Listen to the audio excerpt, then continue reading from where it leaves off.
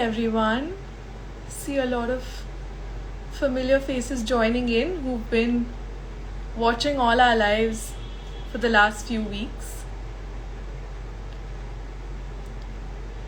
Just waiting for a couple of more people to join in.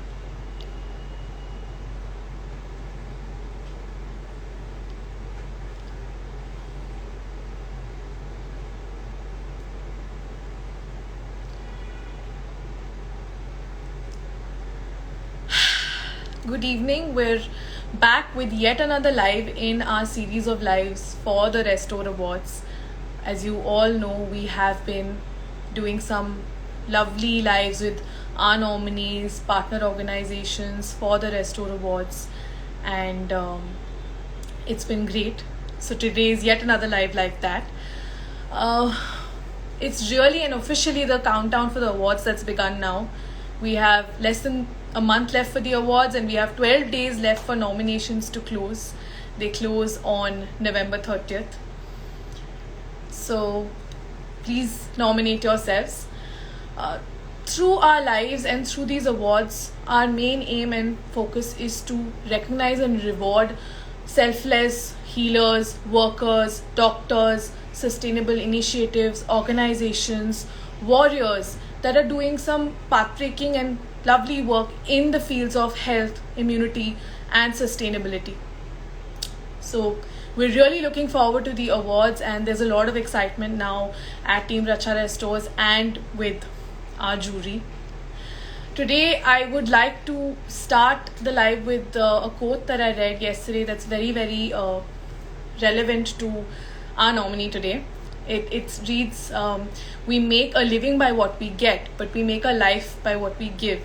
And it truly encapsulates what our nominee does and how our nominee has conducted themselves and their work. I have been following their work personally for some time because a childhood friend of mine is actually associated with them. She works with them. I would like to welcome Dr. Geetanjali Chopra, who is the founder of the NGO Wishes and Blessings. Dr. Geetanjali left her position as a fellow at the prestigious Center Policy Research to start an NGO in 2014, and Wishes and Blessings was born. And Wishes and Blessings is a registered NGO which helps the underprivileged. It links beneficiaries with donors. They work across various spectrums of life, surpassing gender and age. And they are here with us today, and they are our nominee in the category Pioneering Health Social Enterprise. I'm just going to get them to join us in a minute.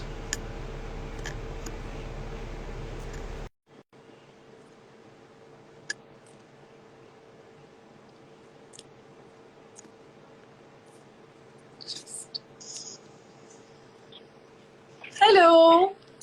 Hi, how are you? I'm good. How are you? I'm doing well, thank you. Firstly, I just want to say that we're very, very honored to have you as our nominee in the Pioneering Health Social Enterprise category. You're doing some lovely work, and we're very, very excited that you're here with us to talk about it today. Thank you so much. The pleasure is all ours. All right.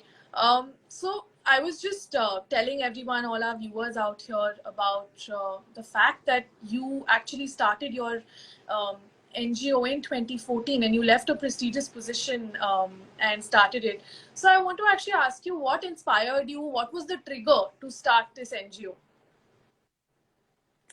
I think the trigger was somewhere deep inside me right from the very start. Coming from a Punjabi family, I think charity is something which is embedded in our DNA. We're taught the values of sharing and caring right from the very start. And as a child itself, my late grandfather used to, he made it a point to imbibe these values in us. And on any happy occasion, be it Diwali, be it a birthday, anniversary, we were like forced at that point of time, because we were just kids, to go celebrate happy occasions with the lesser privileged. So I think that vein in me was always there. But the trigger, so to say, was an episode which I've spoken about largely, but it's very, very close to my heart, so I shall repeat it once again today. The trigger was actually playing Holi with visually impaired children. Yes, you heard me right. Holi with visually impaired children. Children who can't see, children who've never seen, who don't know what colors are. And I ended up playing Holi with them. And honestly, I always say that, visually impaired children gave me my vision for life. And that was the catalyst to start Wishes and Blessings.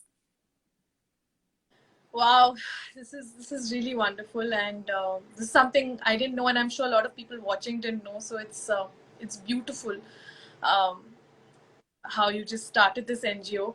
I also wanted to ask, you have a lot of in your mission. You have a lot of causes and initiatives. Some of them is, of course, promoting education, access to food, providing relief, and so much more. What a lot of NGOs do is they focus on one issue per se, and they work towards that issue dedicatedly.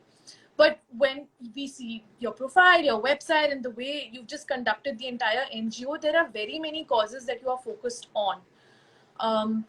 So how come you decided to take up so many causes and say not focus on just one pressing cause? I think the underlying philosophy and the logic behind Wishes and Blessings is responsible for this very special, the USP of Wishes and Blessings. When I say Wishes and Blessings, it's basically a platform for connecting people who need help with those who can help. Again, if I dig a little deeper, the logic is that most of us have unfulfilled wishes. In fact, all of us, it may be anything, right? Something very small, something very big, but wishes are something which are universal. But some of us are more blessed, in terms of helping others fulfill their wishes, and what you get in return are blessings. So that is the story behind the name Wishes and Blessings. And if I expand upon this, it's a platform for connecting people who can help with people who who need help. And help can be anything, and wishes can be of any kind, right? You might have a wish, something as small as to have a chocolate, or something as big as go to Harvard to study, or you need education, you need medical assistance, anything and everything, right? So we don't really discriminate against people on the basis of what their wishes are. Our aim is very simple. We try and fulfill dreams and make, fulfill wishes and make dreams come true. And because of that, we don't discriminate, like I said. So our youngest beneficiary is a few months old, because we've actually aided her delivery process. And the oldest one is 92 now, living in our old age home. So Oh just my the way God. wishes can be unlimited, our work is unlimited. It is very, very satisfying, but I must confess it's also very challenging. But we've come a long way, and I think we have a longer way to go. So take each day as it comes. Absolutely. Absolutely. But this is very inspiring, and I've also know for a fact that you work across 7 states in the country. Yes. Seven. Yes. Yes. How is that? How challenging is that? How challenging has that been over the last few years? So till the time we were COVID free, Wishes and Blessings was primarily based in Delhi. We had a few Sure. operations, in Assam, in Chennai, based on relief. So wherever there was relief work needed, Wishes and Blessings was present, be it Kashmir, be it Nepal, Bihar, Assam, Chennai, as in when there was a call. But during COVID, COVID just took all of us. I mean, I really don't need to say anything about COVID. We all know it. We've all lived the horror of COVID. That's the time Wishes and Blessings actually magically grew overnight. So before the 25th of March, we were just active in one state, which was primarily Delhi NCR. And by mid-April, we had just expanded all over.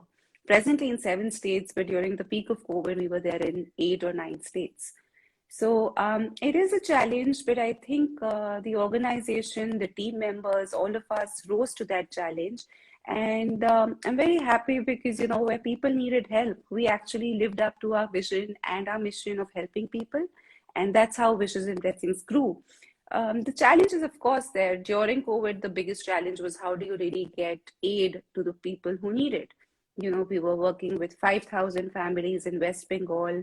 I still haven't visited West Bengal, so I don't even know how these things magically work, but there's always this, I always call it the upper hand, things just magically fall into place when they're meant to.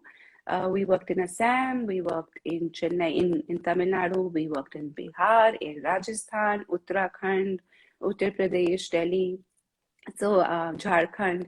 And I think the challenge is something we don't really look back. We've learned our lessons and we've kind of incorporated those lessons, and those challenges no longer remain challenges. But the biggest challenge is, of course, reaching out to each and every person who needs aid and at the right time. Yes, of course. Of course. And given that you've done this from March of last year, right? Since COVID began? Yes. Yes. At November. So it's like not even 2 years, and you've 1.5 expanded so years, much, and yes. half years, and you've provided help and relief where it was needed is really wonderful. I also wanted to, and my next question was going to be that, like you said, there were challenges in the last few years. And of course, you talked about the challenges during COVID. But would you like to tell us about the challenges of running an NGO, even if it is from one place? And given how many causes that you have, even if it is from one place, what were the other challenges outside of COVID that you probably faced? I think the biggest challenge any NGO and any NGO founder primarily faces is you can't really say one challenge. You have so many challenges. Let me start at the very root. Finding the right kind of people to work with. The youth today don't think very highly of the social sector. There's just so many myths associated with social work, with NGO work, and NGOs, because of some of us, not us, but like some of us in the industry don't have a very good name. So, people kind of shy away from working in this particular sector. So finding a good team is always a very big challenge. Working for the right causes.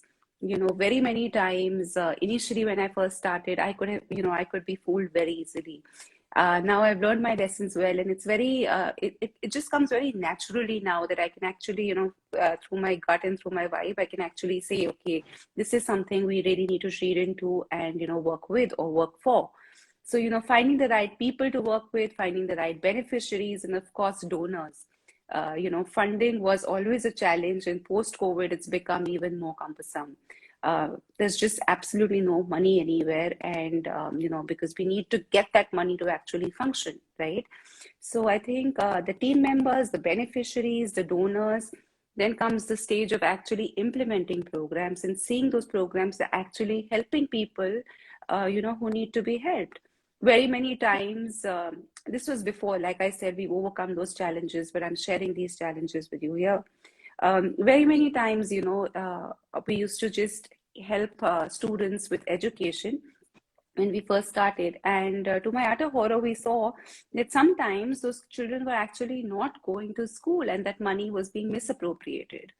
Right. So the challenge for us was to make sure that the funding goes to the right place and people actually benefit from it. So to overcome that, we've designed our programs in such a way that there is absolutely no loophole. Now the child comes to us through parents, through the school itself. We meet the child, we kind of assess the need. We give all the paperwork to the donors, and we keep a very open way of working, right? So the donors know who their sponsored child is, and the entire process is very, very transparent. So, like I said, the challenges are there, but how you kind of learn from those challenges and then, incorporate them in your programs. So those challenges actually become, your stepping stones for success in the future. Wow. Wow. And because you have such a diverse range of people, if I may say, that you are helping. So, they're like, I read and I've also seen that there is no gender or barrier, so to say, that you focus on. And I've also seen that you have current fundraisers going on. There is the midday meal program, and there is also Manka Tilak, wherein which focuses on maintaining an old age. Abandoned. Yes. So tell us a little more about that? Because after very long, I saw something to do with the midday meal program, specifically speaking. And that really, really, not just me, our jury, when they were seeing your work and your profile and all the lovely work that you do, they themselves I'm got very sorry. touched by the fact that I think there's a connectivity issue.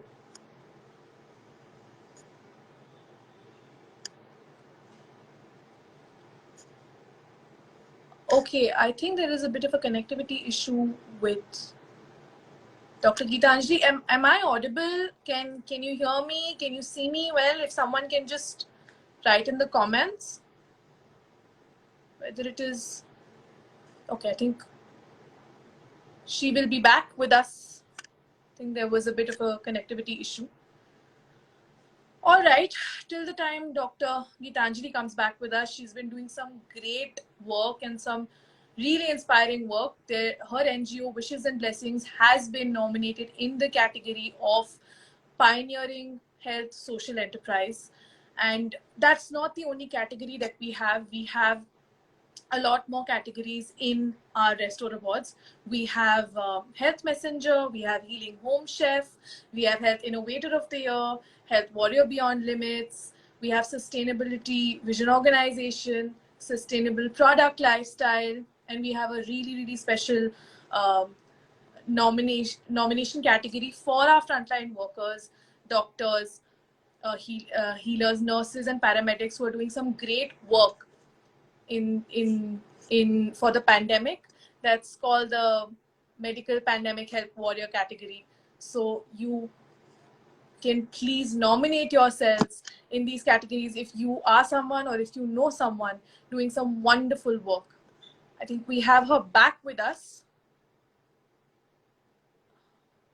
Just give me a second.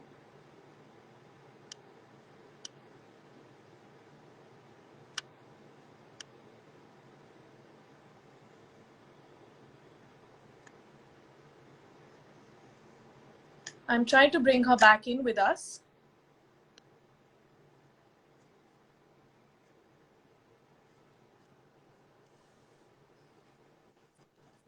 Yes, there you are. I couldn't Yes, I'm accept. back. Yes, I couldn't accept the request for some reason. Finally, you're back. There seems to be a technical glitch. Yes, yes. Yes, now you're all clear and we can hear you. Okay, great. Yes, please continue. We were talking about your two fundraisers. One is Manka Tilak and one is the midday meal program. So please tell us more about them. Yeah, let me correct you first, Radna. It's not midday meal because most people associate meals with just midday meals. Oh, We pride ourselves three. in being different, 3 meals a day, because most people feel that just with the midday meal, the problem is kind of sorted. But I mean, all of us eat 3 meals or 4 meals. So why should the I, underprivileged, just be happy with 1 meal? So I daily meals program is something that we started in December 2015, and in December this year, from next month, we'll be entering our silver jubilee phase, which is our 25th phase. By means of this program, this is something that again, like all other programs, is pretty close to my heart. It started because during one of my we have this program called Winter Drives, which will also start next month, wherein we go out every Friday night with a team of volunteers to distribute things that bring warmth. So during one of these visits in 2014, I happened to visit this Ren Basera in Nizamuddin, which was not a Ren Basera. It was like I don't even know what to call it. It was like a rat hole. People were scattered over there. Children were sleeping, some with clothes, some without clothes, one on top of the other. It was a pretty bad winter night, and they didn't have anything, and they were like obviously needy, hungry, homeless people. And while we were distributing, I remember that particular time we were distributing caps and socks. Half the children were sleeping, the others were awake, and the elders were awake. We were distributing stuff. And suddenly I just saw this one little child, must be 6 or 7 years, and she was sleeping, and she was her face was just full of it was very apparent that she had cried and cried quite a bit, and she had mud on her face and tear smeared face, and she was just lying, and she was holding on to something very tightly in her hands. And when I saw what it was, I was shocked beyond words. It was half a roti. And it just struck me. I said, I don't know what would have happened with this child. Was she in a cat fight to get that roti? Did she like save half that roti? Did she give away that roti? Or what really happened to her? We distributed the things we had to. We went back, but that child didn't really, the image just didn't leave me. And I went back the next day with, food made and stuff that I will go and give that child food and from home. But that child wasn't there. I was told she was part of, some people who were just passing through Delhi, or maybe migrant laborers. Nobody knew, because you don't really know who comes into Rain Baseras. And that image of that child is still very, very fresh in my head, And I always said to myself, the day that image leaves me is the day when I would have fulfilled my mission of, dealing with hunger. And that child was the inspiration for starting the Daily Meals program in December 2015. And it was a very simple program. It just said that, let's give the needy, the homeless, the hungry 3 meals a day. It's not just any kind of food, it's food you and I can also eat. So obviously a lot of effort and planning went into the program. We started it with a pilot group of 60 people in Nizamuddin. And through the years, we've now, we're feeding 1,400 people daily. And during COVID, of course, this 1,400 had actually touched 15,000 people daily, because the need was such. It's Yes. simple food, dal, chawal, roti, sabzi, salad. Sometimes we make sure that the children get a cup of milk every day, 200 ml of milk.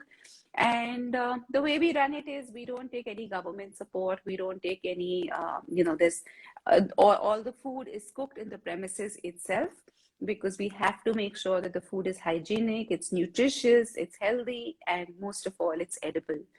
And it's by the help of donors, very, very kind-hearted people, corporates, HNIs, individuals, all of them come forward in support. The cost is not much. We take 1,100 rupees per month for 90 meals. It just amounts to 12.22 rupees, which is hardly anything. For 1,100 rupees, we'll probably just go and have a cup of coffee or 2 cups of coffee, or, just a movie, and somebody can get 90 meals. And Yes, it's we try and so keep true. this program. Yeah, we try and keep this program as transparent as possible. Pre-COVID, we used to have something known as open days, wherein the donors could come, eat with the beneficiaries, interact with them, and it was actually a very good feel factor, and it was actually something I would really look forward to month after month. But during COVID, like everything else, daily meals also, underwent some changes, because during COVID, we realized that it was becoming very, very challenging to cook food and then serve food, especially, in places where there were lockdowns, though we were able to get COVID passes to, do the needful, but obviously not for the masses. So we revamped daily meals to include ration bags. Where cooked food could not be served, we started distributing ration bags. Each ration bag was good for a family for four for a period of 2 weeks to a month, depending on the area where we were working. And the cost was about 750 rupees, per bag. And Wow. because of daily meals, we were able to we had the experience, right, to serve food, to know how it's cooked and how it's served, and to meet the palates of these people. So we were able to expand, and like I said, 15,000 people, meaning 45,000 meals a day. That was at the peak of COVID. That is the daily meals program. And anybody who wants to join is more than welcome to. More the merrier, because there's so many hungry people in the world. And I think each one of us should step forward, if not in your own way, because I think hunger is something which needs to be eradicated.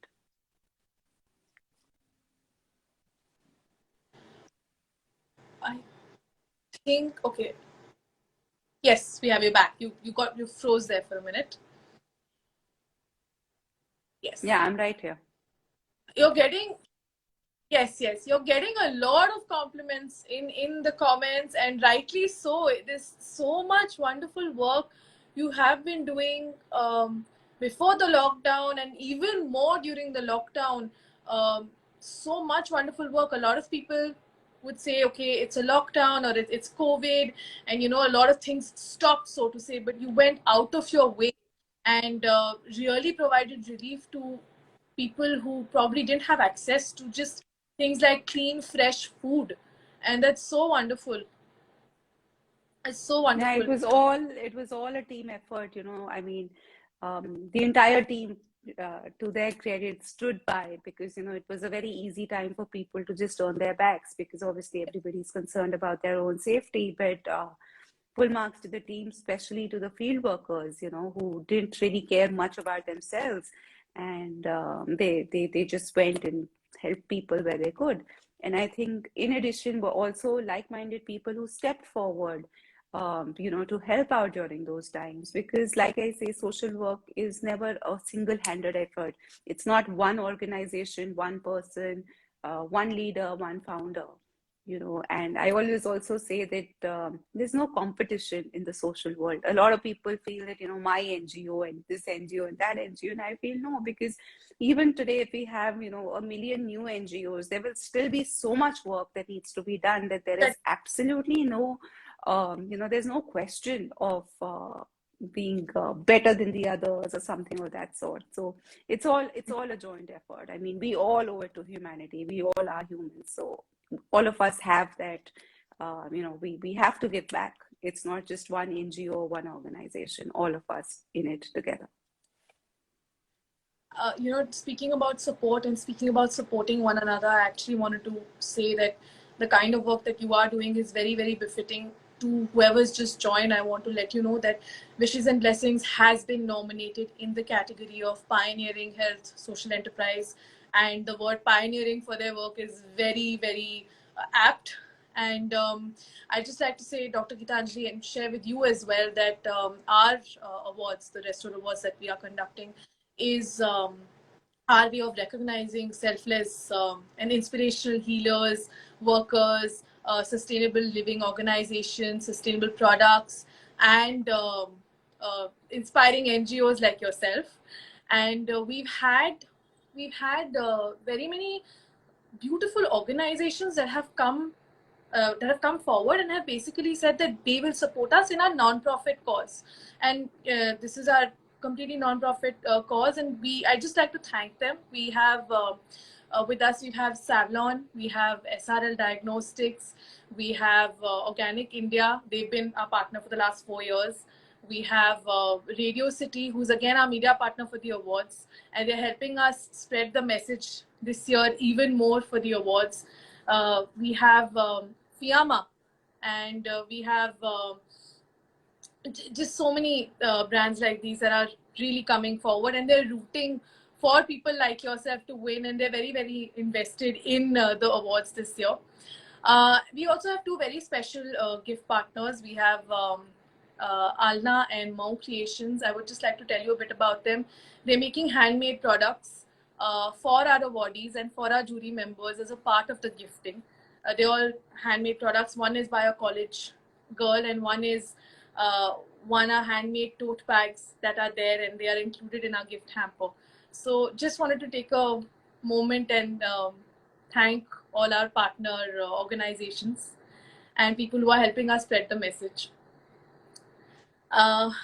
Wanted to also ask you now about a little bit about Manka Tilak, if you can tell us a bit about it. Sure. Manka Tilak, again, I mean, I find it really funny because when people ask me about programs, I always start by saying it's very close to my heart. Actually, all the programs are extremely close to my heart because at some point or the other, I've started them. But Manka Tilak holds a very, very special place. Let me tell you the story behind the name. Manka Tilak is dedicated to the memory of my late grandparents. I was very, very fortunate to have all four grandparents till a very, very late stage in life. And then they just, fell like a pack of cards, three of them. Um, so I've dedicated, I was very blessed to have their love, their support.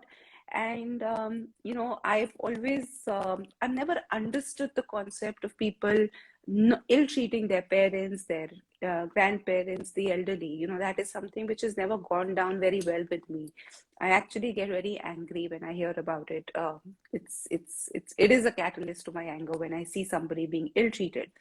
And when I started Wishes and Blessings, I was made aware of so many instances, very, very prestigious families. And of course, they all came out, in the newspapers as well. One of the biggest industrialists ill-treating his mother. And, that's something which is, it was very, very disturbing. So at that point of time, I had decided that, I will do something for the elderly. And increasingly, after starting Wishes and Blessings, there were so many cases that came to light of, elderly people being hit, actually physically being hit, being, their property being stolen by their kids. They're not getting food, they're being beaten up, being locked in rooms, and so on and so forth. And I actually felt that, at the very last stages of their lives, people do need love, respect, and dignity, the very basics. In fact, all of us need it. But, imagine people in their 70s, 80s, 90s being ill-treated. So that was just to give these people a new lease of life in the very last stages of their life is the reason for setting up Manka Tilak.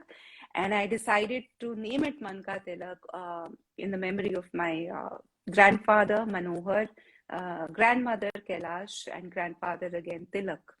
So, and their names beautifully fell into it because it means anybody who, comes into Manka Tilak, we touch their hearts with a tilak. And that is the name behind it. It was inaugurated in 2018. In the very first phase, it was only for women because, even though men and women both are abused, both are kind of neglected, and they go through a whole lot of, I don't even know, I don't even have words to kind of explain the horrors that they go through, some of them in their old age. Um, you know, uh, I read about a woman who was 87-year-old. She was kicked out by her sons from their house after she gave all the property to the children. 7-year-old in a public park. This was this months ago, prior to me setting up the home. So the first home was basically for women. And then later on, we expanded Manka Tilak and opened the gates to men as well. In the last 3 years of running Manka Tilak, we've heard horrific stories. Stories, if I share with you right now, I know that you too will get tears in your eyes. One of my very favorite aunties in Manka Tilak, Champi Amma, you can see her all over WB social media also because she's a hot favorite with all of us. She's 92 years old. Her son, hold your breath, lives in Vasant Vihar. And this poor woman was beaten black and blue by her son for the property. So much so that the son actually dragged her by her hair and, put and banged her against a wall, because of which there is pus coming out of her ear for the last 4 years. She's lost her hearing. And and she would never ever talk about her children. Like, she would always cover up. And I had a heart to heart with her once, and she basically said to me that वो हमें भूल गए, हम तो नहीं भूल सकते ना, औलाद तो हमारी है. So these parents who've gone through so much still cover up for their children, and these are children who actually physically beat their own parents. There were other cases where, these ladies were locked up in their rooms, not given food, not allowed to use the toilet. They were like, passing urine on the floor. I mean, horrific stories. These people, you leave aside children, you can't even call them human, the kind of stuff they do to their own parents. So the idea behind Manka Tilak was that, we give you a new life, a new family, and we make you forget your past. Now, that's very, very ambitious because, you don't forget your past, you don't forget your family. But yes, in your very last stage, we do give you new memories. We try and spend time with you. We give you love, care, affection, all that is needed to kind of take you through that passage in life. It's a completely free of cost home. We don't take a single paisa from any of the residents. It's a nice life. It's a rented property. We plan to make it into our own home someday if we get plans. But they have a good life. They get up in the morning, they do yoga, there's bhajan time, there's breakfast, there's exercises, regular doctor visits, fruit time, there's lunch time, we have recreation. We also have the caretaker with his children. So these old people actually have grandchildren thanks to the caretaker and their children. In the evening they listen to bhajan. Some of them like to dance. We also kind of encourage whatever they like to do. So there's a little vegetable farm there. Some of them are fond of farming. Some of them knit. The others just make merry. Some of them are sad. Some of them are happy. So it's like a nice family. And we regularly invite people, at least pre-COVID, and now we've opened up again because they're all vaccinated, to come spend time with them. And each one of them is like an encyclopedia because they have so much knowledge. They've seen so much, and they always have pearls of wisdom to offer.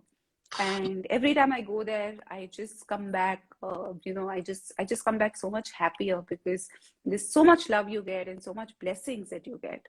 And I can't go there that often because distances and other projects. Though I try my best to, but I've kind of adopted a habit. Every Sunday evening is my FaceTime time with all of them. So very many times, it's like I try sharing those pictures off and on my Instagram, and I often see that I can't figure out if I have the bigger smile or they have a bigger smile because they're so happy to see somebody taking out time, and I feel so happy, because they feel important. So if any of you want to spend some time with these elderly abandoned and get lots and love and blessings, do reach out to us and come and spend a little time at Manka Tilak. I can assure you, you'll love it. Please do. Please reach out to them. Please spend some time. This is. I actually have no words from where these people come, what you're giving them, especially some people who are, at the fag end of your life, or when you want to when all you want is love and respect, and you're actually giving them community, love, respect, and just a safe space. It's just wow. That not many people will do that, and this is just so amazing. I just I'd also like to I wanted to ask you again, getting a lot of love in the comments. I wanted to ask you, when you got the message and you got an inbox as to the fact that you've been nominated, what was your reaction? How did you feel as an organization, because you're doing such great work and our jury absolutely loves your work? Thank you so much. I mean, honestly, like I'd mentioned earlier, also we as an organization don't particularly, we don't work for awards because even when we started, when I started, which is in blessings or during COVID or even otherwise, the very fact of doing this work is to actually reach out to people, and our biggest award is always, when you can turn tears into smiles and you get those blessings and you actually see the impact of your work. In my opinion, those are the biggest awards.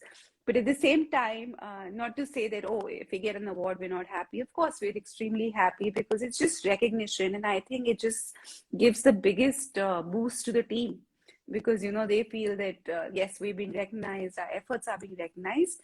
And when we got this, we were very happy because honestly, I didn't know how we actually fitted into the wonderful work you do because, we seem to be we seem to be on different pages at some level, but then after reading more about you and about the organization and all the wonderful work you do, we did feel the synergies there, and we're very excited that you thought of us and you gave us you gave us so much importance so as to think of us and reach out to us. So thank you for that.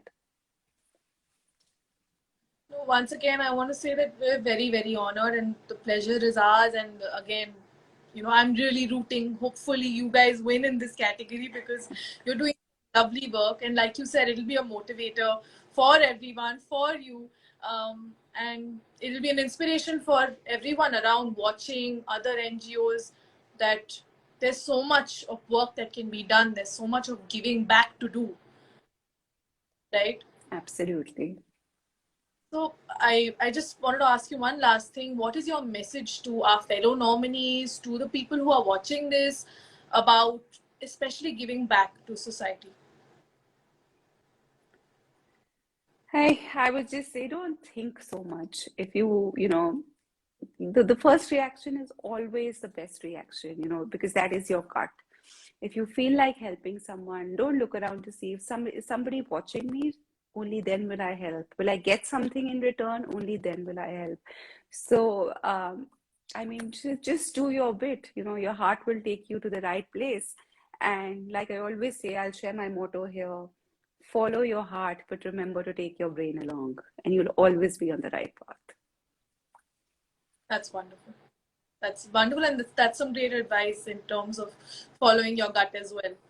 So it was an honor speaking to you, and it was an honor knowing a lot more about the work that you do.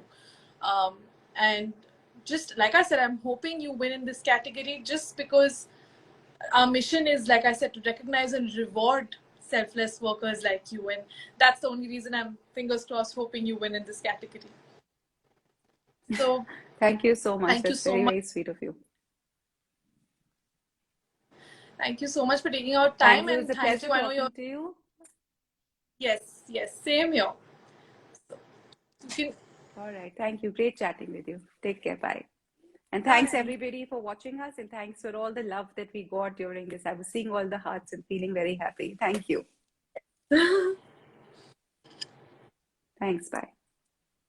You can just cross. I'll just say yes.